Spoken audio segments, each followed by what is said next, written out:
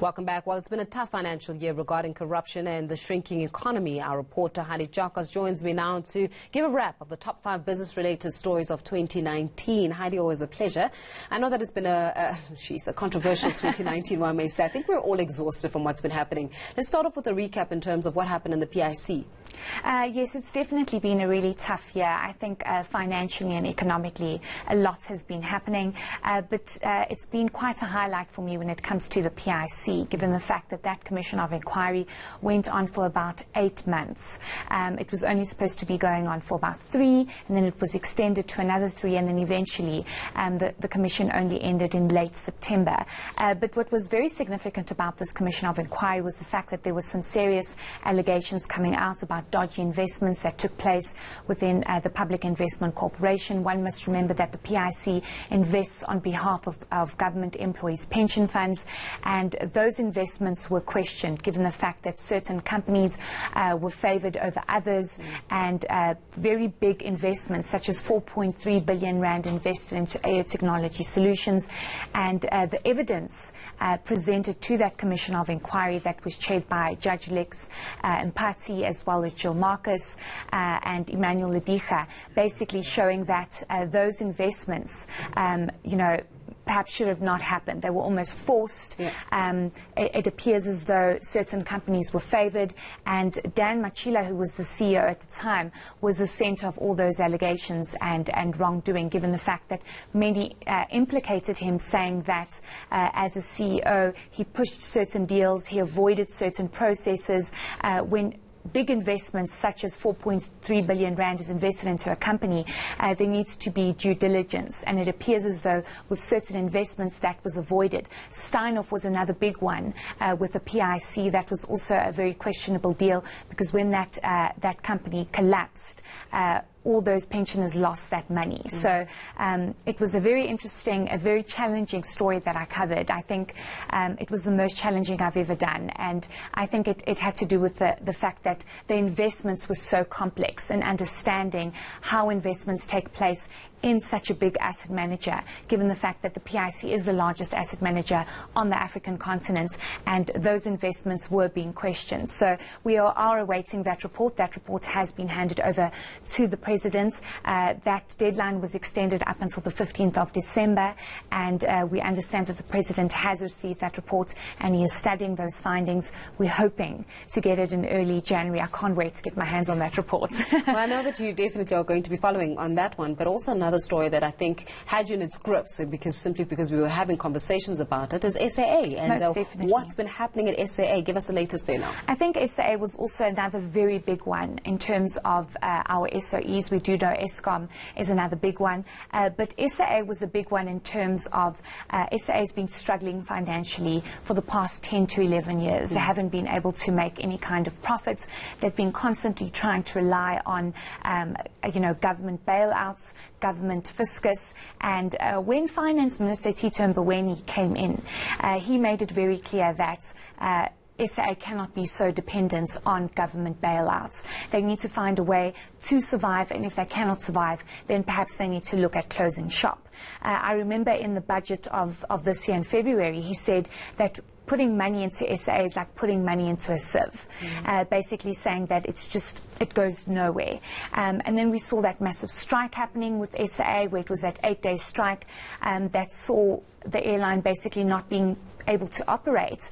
Internationally, they managed to get the flights back out, but domestically they struggled. And then shortly after that, SAA announced that it's going into business rescue, which was a major development, given the fact that the business needs to be rescued. And they've now appointed a business practitioner, and they are hopeful that that will possibly save the airline. But it's been a long time coming. They've struggled day to day, and that strike did not help matters whatsoever. So hopefully we'll see some kind of development in 2020 with SAA. Well, we're speaking about strikes and how it's been affecting people as well, but one may draw to question the role of leadership within SAA, and that leads me to the next point around Dudumieni. I mean, she's currently undergoing this court case and being termed a delinquent. I mean, come on, what's been happening there? I know. I mean, that court case has also been extremely challenging, given the fact that ALTA wants Dudumieni to be declared as a delinquent director.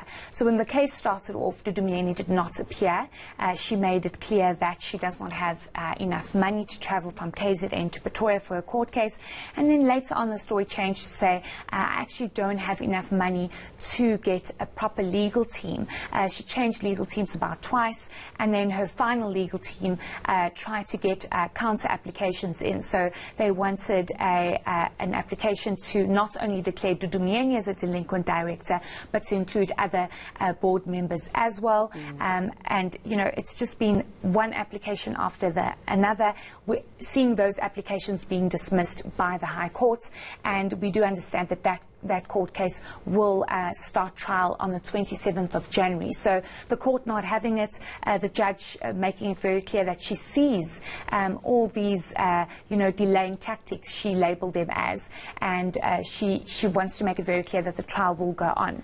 But Dudu Myeni has made it very clear that she has nothing to hide. She wants to present her side of the story, which she'll obviously get an opportunity to do so when trial begins in late January. I mean, we're speaking about what's been happening in late January, but what is quite remarkable is how at one point in time, in September specifically, that the international community descended on the Western Cape, Cape Town, at the ICC, and it was literally the conversation around the World Economic Forum. But isn't it funny how that conversation quickly changed, and all of a sudden the focus was how the controversy outside the building was now overshadowing what was supposed to be discussed in the building, and I'm speaking about specifically around that protest on gender-based violence, particularly during the time of WEF. So WEF was another one that also had us in its grips. Most definitely, and I think WEF was a big highlight for 2019, given the fact that it is the World Economic Forum. The theme was shaping inclusive growth and shared futures in the fourth industrial revolution,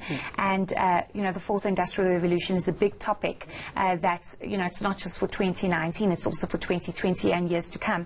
But the big thing around the World Economic Forum 2019 in Africa was the fact that it was overshadowed by the xenophobic attacks that were taking place in the country at the time. We had lots of African countries saying, what is actually going on in this country? Because we are coming to the World Economic Forum that's hosted in South Africa, and it appears as though there's some hostility towards other African countries. And there was actually a conversation in one of the forums where they were saying that this isn't xenophobia, it's Afrophobia, because you're seeing South Africa having issues with other African countries, or other African countries having issues with South Africa.